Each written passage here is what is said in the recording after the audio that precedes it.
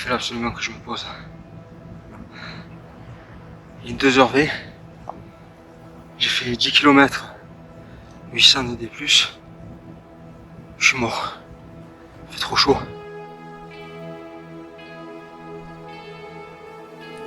De la tristesse au dépassement de soi.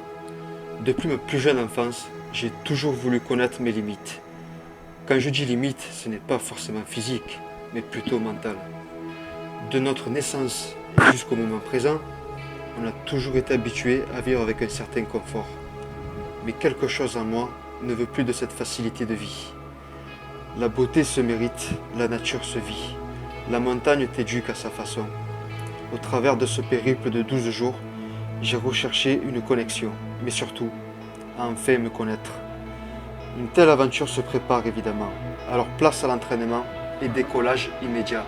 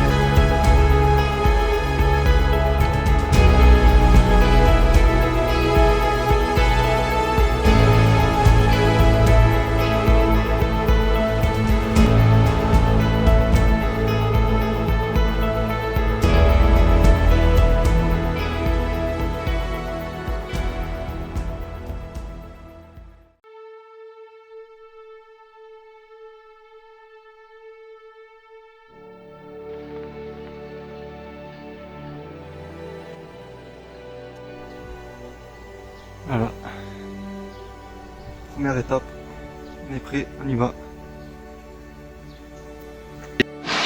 Refuge des souffles, la Clotier. Normalement, c'est là qu'on va passer la nuit, en bivouac.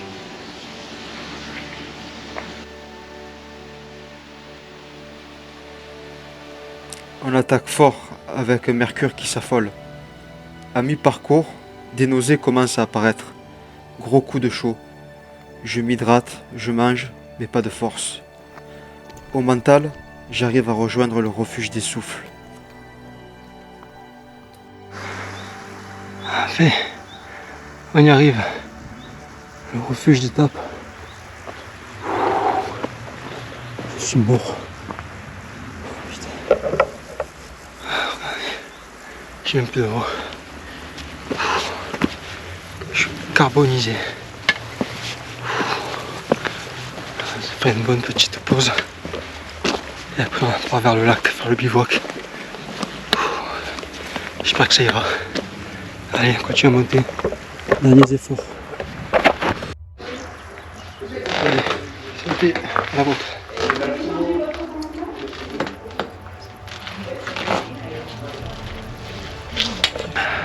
Trop bon.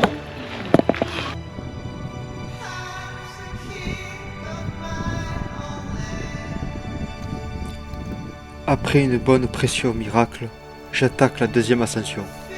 Direction lac du Lotier, le lieu où je passerai la nuit. Et on doit aller tout là-bas, et passer sur le traversant, et on va voir. On commence déjà à en prendre plein les yeux.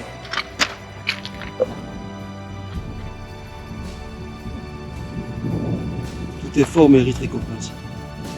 On va nous gâter. Quant au refuge, ils m'ont dit qu'ils annonçaient de l'orage plein d'après-midi.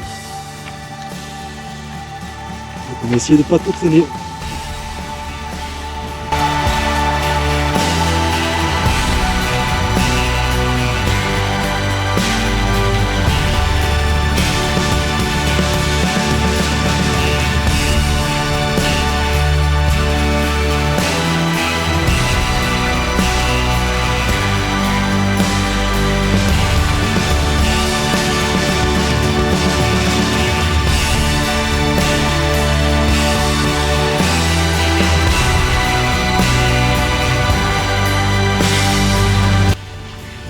Voilà, on y est. Le lac arrive. Et je suis là. Notre place juste ici, je pense. C'est calme là. En plus de risque, c'est en train de se couvrir. Voilà. Je pense qu'on n'est pas trop mal.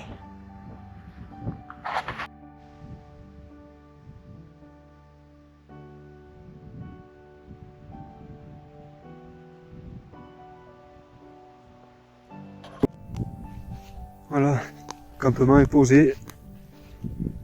On est tranquille.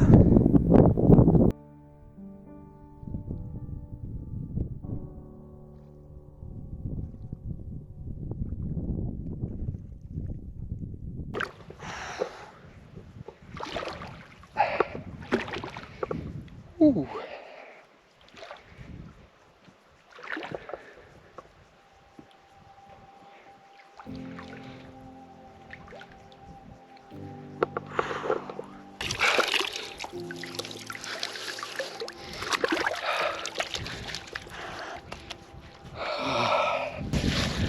Oh que ça fait du bien.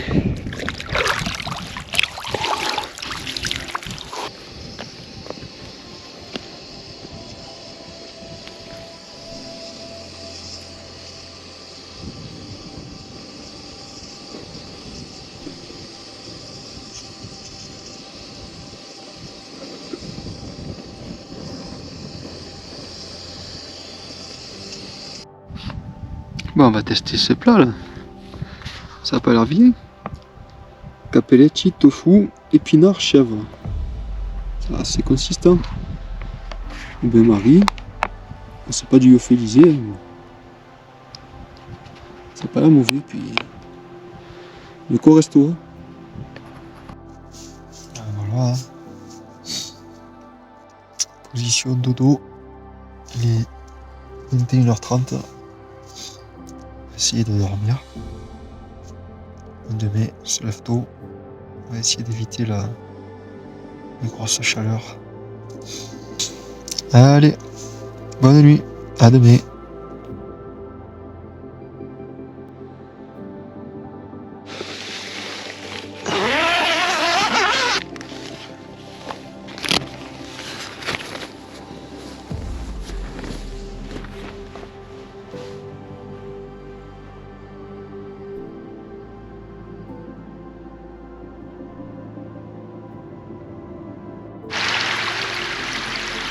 Voilà, on descend.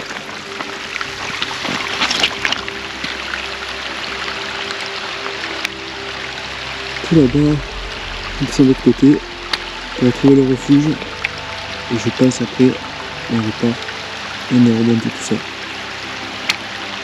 Encore une belle grosse journée. C'est parti. Je quitte mon premier bivouac, direction le refuge des souffles, une seconde fois. J'en profite pour remplir mes réserves d'eau et je pars pour une longue mais réelle ascension. Je prends à gauche, à droite, encore à gauche et avec cela une montée qui ne se termine jamais. J'arrive enfin au col et s'offre à moi un panorama de dingue.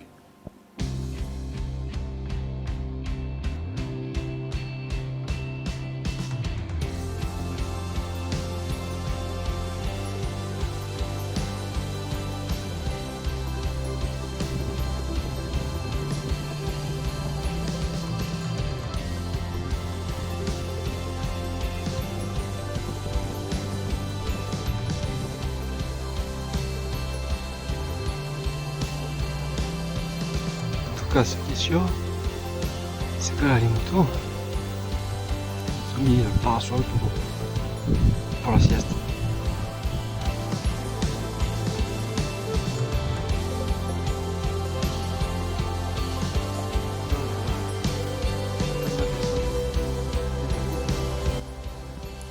Je me pose un peu et j'attaque la descente, interminable elle aussi, avec ce soleil qui me cogne dans le dos. Le seul à être heureux est ma batterie externe et son panneau photovoltaïque. En 2 jours, il n'a pas perdu une seule barre. Moi par contre, je me liquéfie. Arrivé au bout de cette descente tortueuse, place encore une fois à une bonne mousseuse et direction mon lieu de bivouac.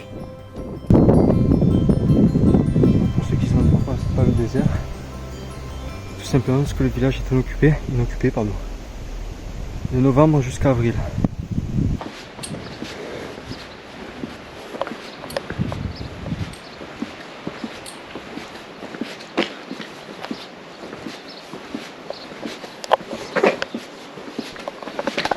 Là, ce qu'il me faut aussi une bonne pression. J'espère qu'il y en a. Ah, voilà, au lieu de bivouac pour ce soir.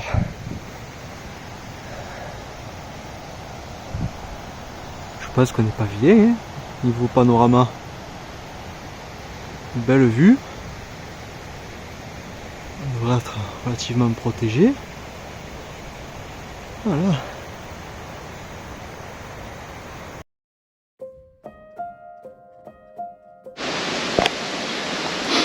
Voilà, c'est assez quand même, 8 heures quoi. On s'en va. On attaque une belle ascension. J'arrive enfin à partir tôt et surtout à la fraîche. Je débute mon ascension à rythme léger. Tout se passe pour le mieux, mais la température commence à grimper. Après 3 heures d'effort et presque arrivé au col, je me rends compte que mon trépied amovible est tombé en route. En regardant derrière, j'aperçois un couple. À mon avis, en passant, ils le trouveront. Et j'ai eu raison. Une fois au col à leur tour, ils me l'ont rendu. Nous avons discuté sur une bonne partie de la descente, puis nous nous sommes retrouvés au gîte.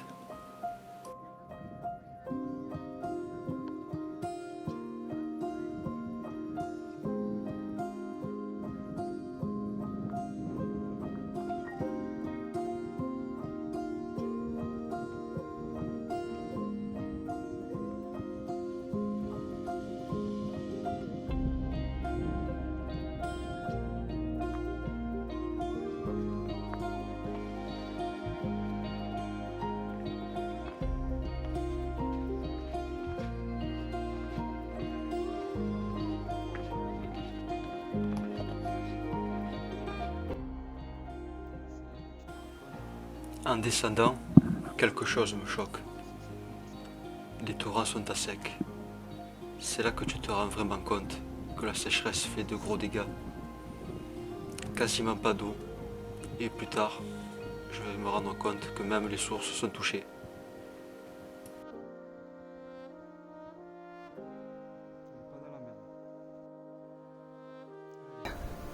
Ça va le faire.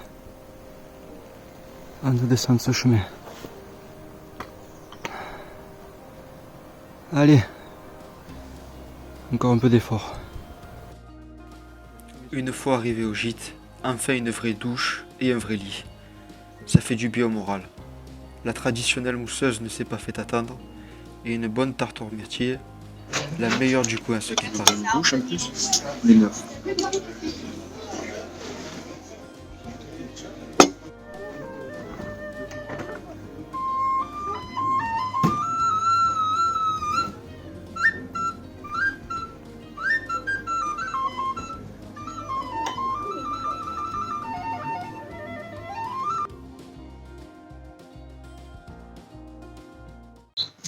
Et on repart. C'est reparti pour 10 heures de marche. C'est éclaté. A plus.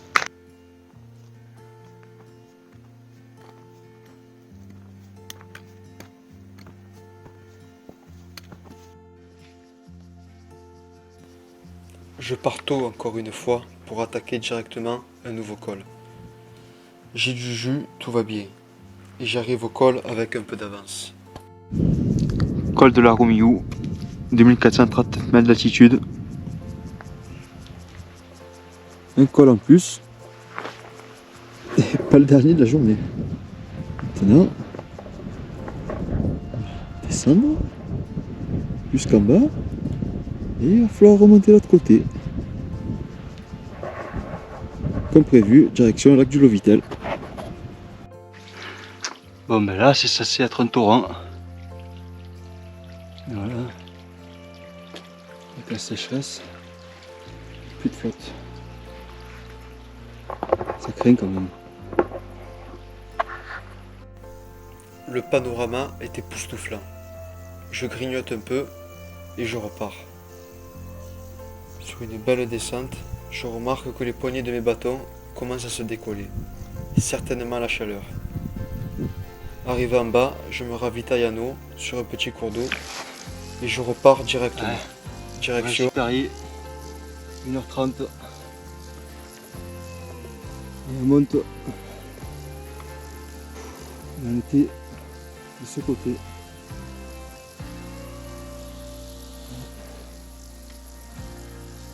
On entame une nouvelle ascension.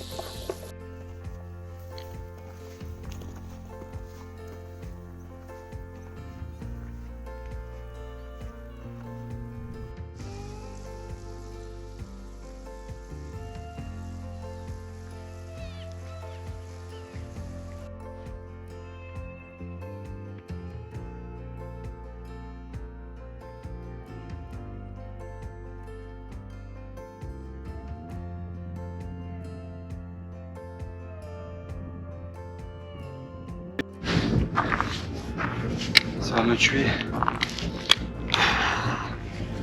J'ai le soleil à pleine face. J'ai le dos, il est cramé. Allez, je me range sur la grille. Tout va bien. Ah putain. C'est fou. Ah, j'ai maté ça. C'est joli, mais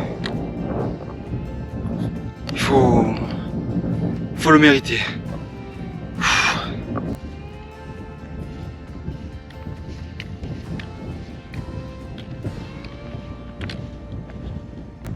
Là voilà la récompense. Hop, hop, hop, hop, hop, hop. Magnifique. Il n'y a rien là. On longe la crête, c'est pas beau ça?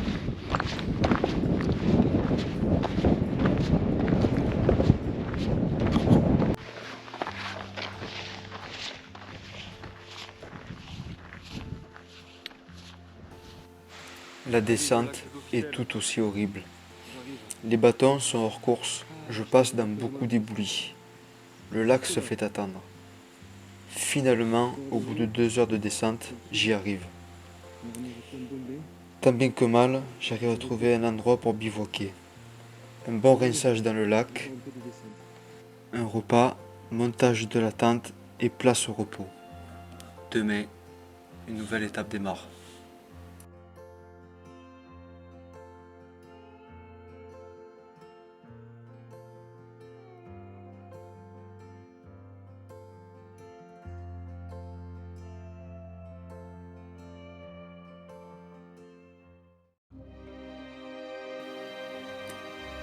Cinquième étape, 6 heures, je me lève en pleine forme.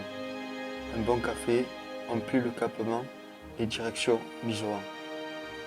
Après une longue descente jusqu'à la Danchère, petit ravitaillement en eau et je repars pour une longue traversée de 10 heures Voilà. et 23 km. Donc c'est bien d'avoir une carte hygiène. Un petit peu aussi les sources, les petites fontaines. Dans le doute, on n'est pas filtrante. Mais bon, je suis refait là, parfait. Au top.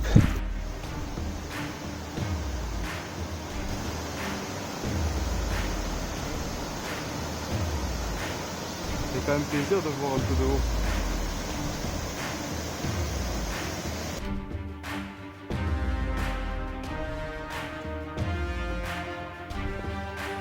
Arrivé à Vénosque, la chaleur est de retour. J'entame une montée interminable qui va me faire douter et même pire, à 2 doigts d'abandonner. Je me dis à Mizoan, je trouve les horaires de navette et je rentre. C'est quand même fou. J'arrive d'en face, c'est tout vert. La flotte pagaille. On change de versant. C'est sec. C'est horrible. On passe sur des pierriers avec la réverbération, la chaleur se prend en face. Je suis plus après. C'est mortel.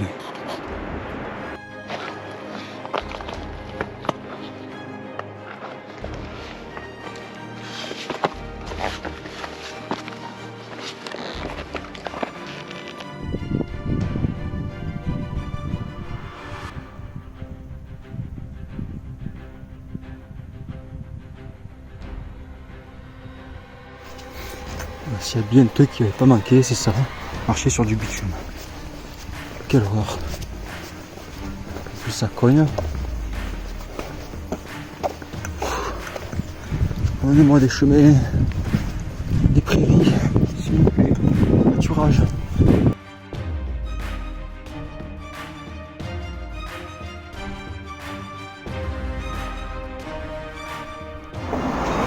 Cette étape aujourd'hui, ça aurait été bof. Entre la grosse chaleur et les passages sur route, moyen quoi. Le lac Chambon commence à toucher au but. Le village est juste derrière les arbres, en pleine altitude. Ah, que ce fut rude. Allez, un petit effort. Voilà. Par là-haut. Et encore un petit peu de patience. Voilà. J'en vois plus la fin. Allez, s'il vous plaît. Voilà. Après l'effort, le réconfort. Tant bien que mal, je suis arrivé au gîte d'étape pour prendre un emplacement sur l'aire de bivouac. Finalement, je privilégie la nuit au gîte avec un vrai lit, une bonne douche et un vrai repas. Quel accueil à ce gîte, je recommande vivement.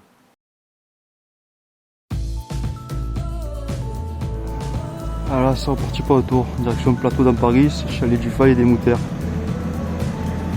On va voir un peu ce que ça donne tout ça. En plus, le temps est bien couvert, il commence à pleuvoir. On ne devrait pas avoir trop chaud aujourd'hui. Allez, Après un bon petit déjeuner, je repars sur mon chemin. Je pète le feu. Cette unité m'a requinqué. La montée jusqu'au plateau d'Amparis, donnée en 4 heures, et pliée en 3 heures sans effort. ça commence à devenir intéressant.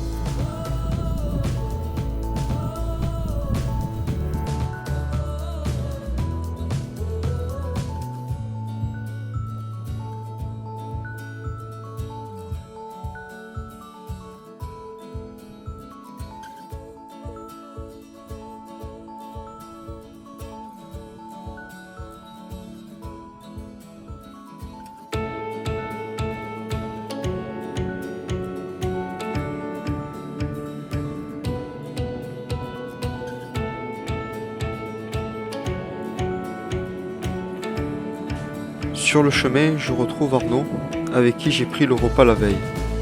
En plus d'être voisins de chambre, on est également voisins de ville. On décide de partager notre trek au moins jusqu'au lac. Arrivé au lac justement, quel spectacle!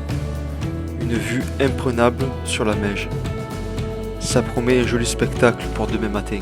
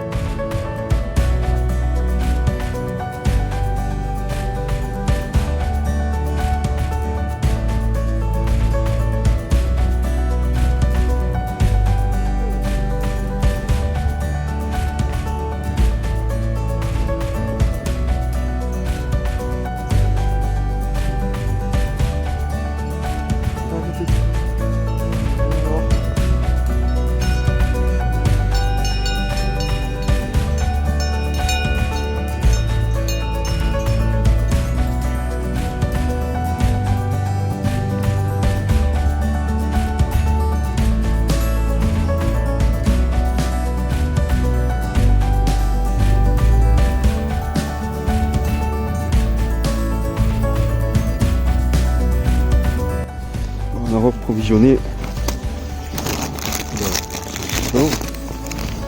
de fruits, du pain. Voilà.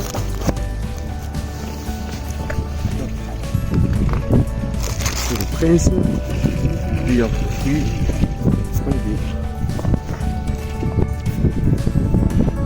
c'est sympa ici, bière d'arène.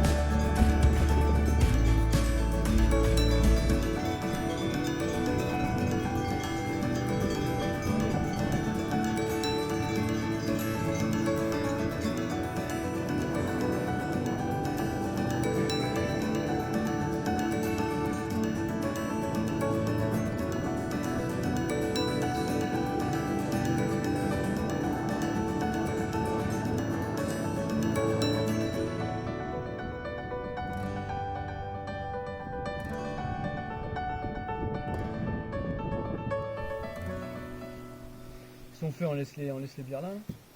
Bon, attention, ça fait pas. On les casse comme ça, ça se voit moins.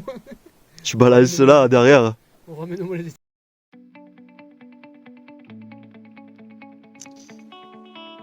Il est 4h du matin. On va essayer de partir tout à la fraîche pour doubler l'étape.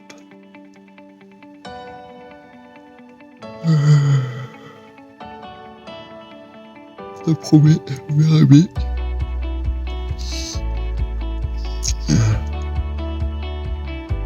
On a été lessivé. Pas bien maintenant. Tout à l'heure.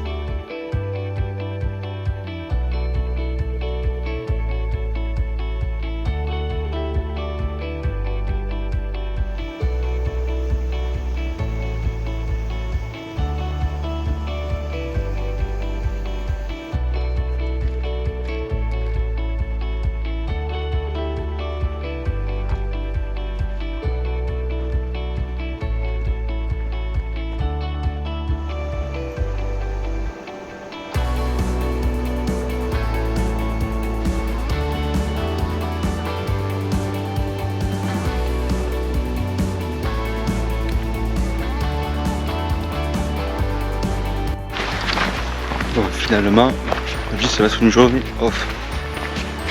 Vu la descente, le début de chaleur, un peu les courbatures aussi, ça commence à tirer. Donc aujourd'hui, on s'arrête à Monachilébé et un peu de repos. Ça fera pas de mal.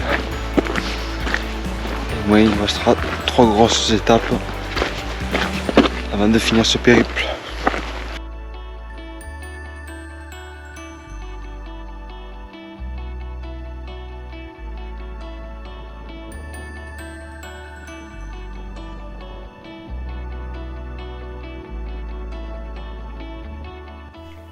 Bon, voilà, on se pose. On fait un bon nettoyage. Ça en a bien besoin.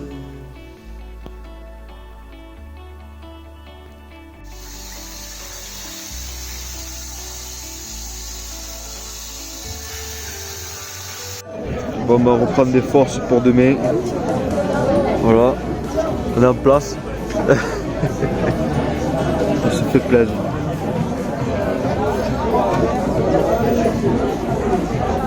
C'est pas un village. Bon, petite tartiflette histoire de prendre des forces. On n'est pas trop mal, je pense.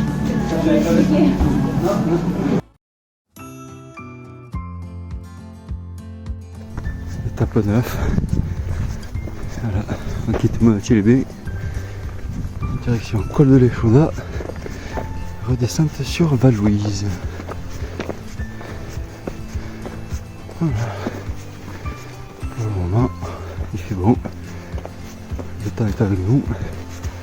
C'est nickel.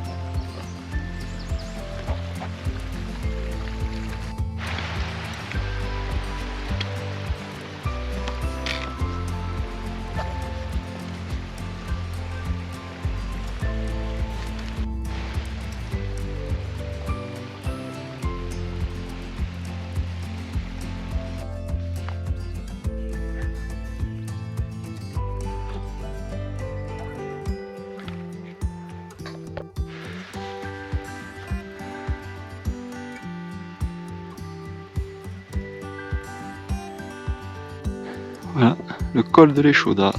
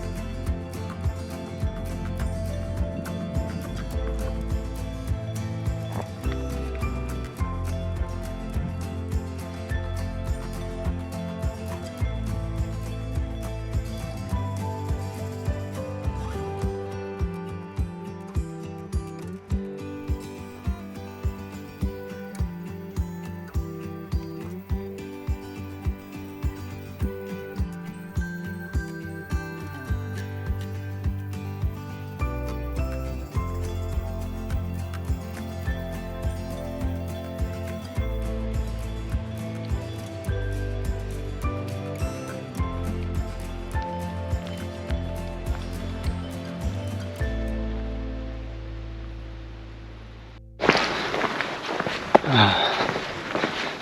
C'est pas joli ça aussi. Avec du Pelvoux. Avec au fond le mont Pelvoux. Et c'est pas une 4000. Je viens de regarder. Il fait 3946 mètres d'altitude.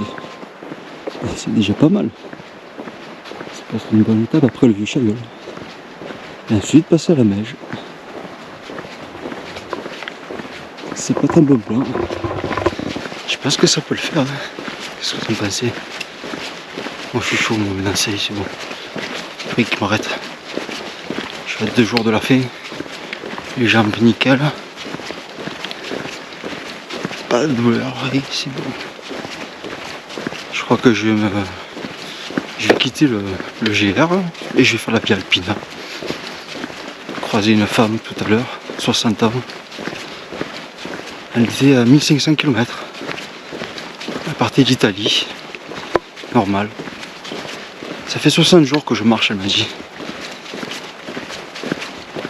Faut.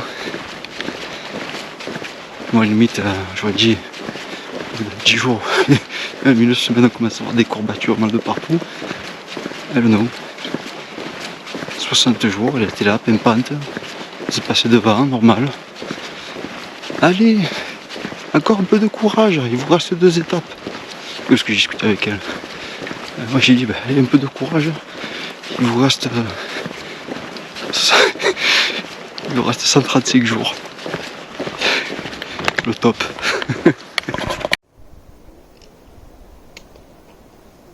Le Pelvoux. Ah. Voilà, on arrive à Valouise. Fin de l'étape 9. Ah, ça fait du bien.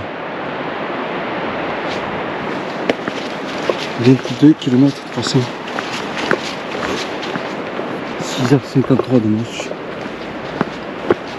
Allez.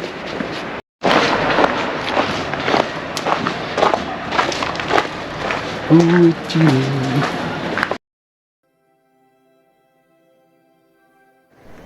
22 Allez, nouvelle ascension aujourd'hui, nouvelle étape, col de l'Op Martin.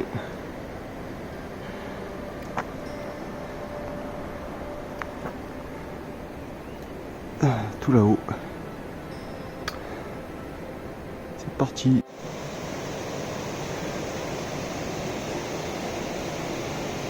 Le col de l'Op Martin est le col le plus difficile de ce GR54. Pour cette avant-dernière étape, 1600 mètres de dénivelé positif sont nécessaires pour arriver jusqu'au près de la Chaumette. C'est l'étape la plus difficile de ce GR.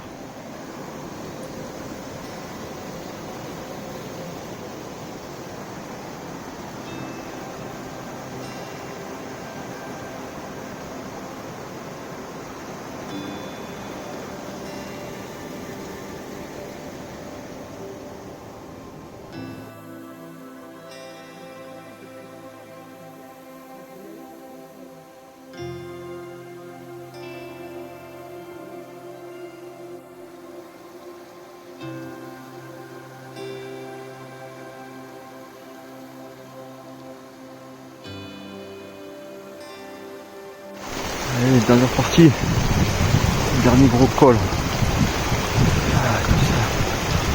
C'est monté, là on peut aller jusque là-haut.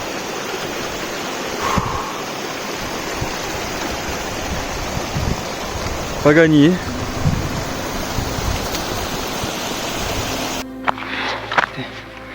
Ce moment on peut se monter.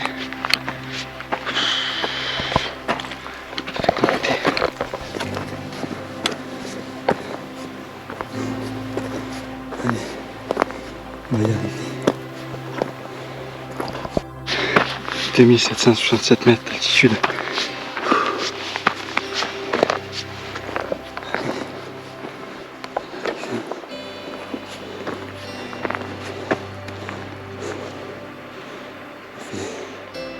« 16 bornes que de montée. »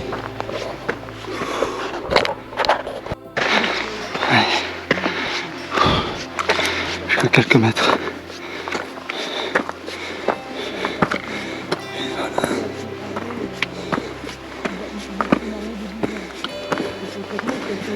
Bonjour.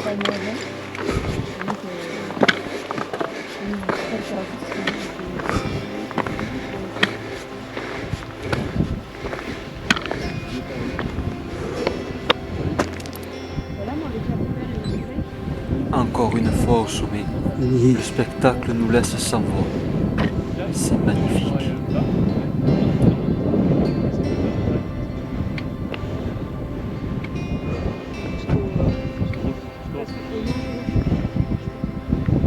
Allez, ça y est. Les tortillas, c'est le nom de la galette. C'est la taille. On l'a cherché sur internet parce qu'avec Anna, on a bouffé 3 fois des burritos à la maison. Donc à la fin, on s'est fait un petit topo. C'est une histoire de comment c'est plié, qu'est-ce qui va. Ça y est, on l'a fait. La façon de plier et tout quoi. C'est la recette en fait. Entre les burritos, Et c'est la taille les un peu. enchiladas, les faritas et les. Il y en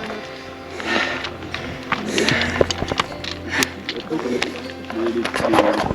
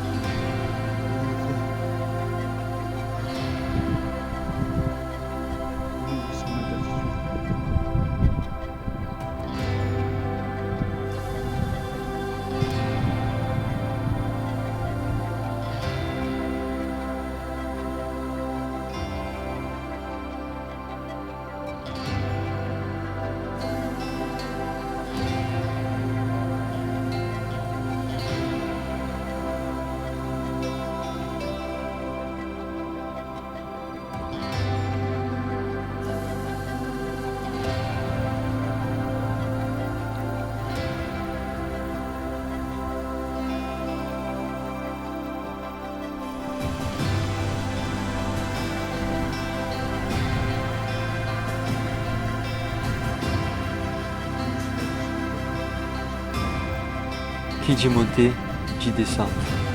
À la fin de cette étape, un repos plus que mérité et de rigueur, avant l'étape finale. Et la succession de ces 3 cols avant d'arriver sur le versant du Val Godemar.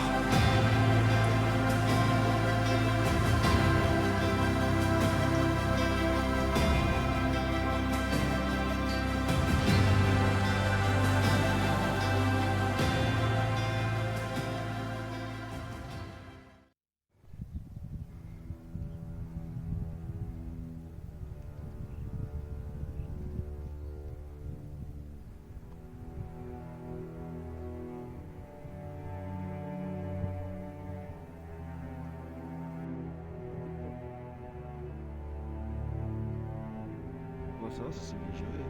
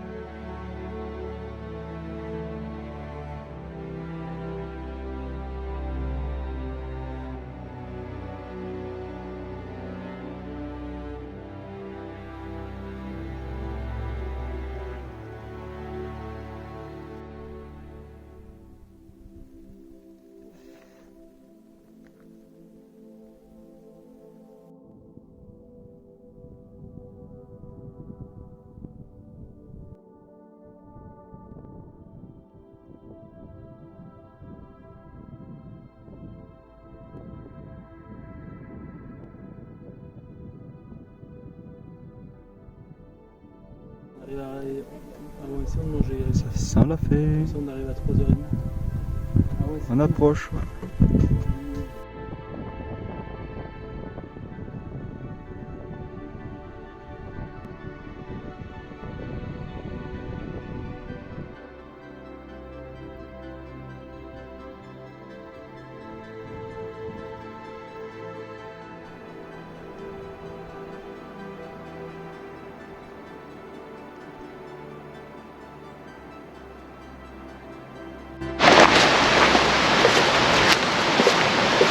On arrive à la fin. J'arrive pas à croire que j'ai réussi à le faire. 180 km, 11 jours au lieu de 12.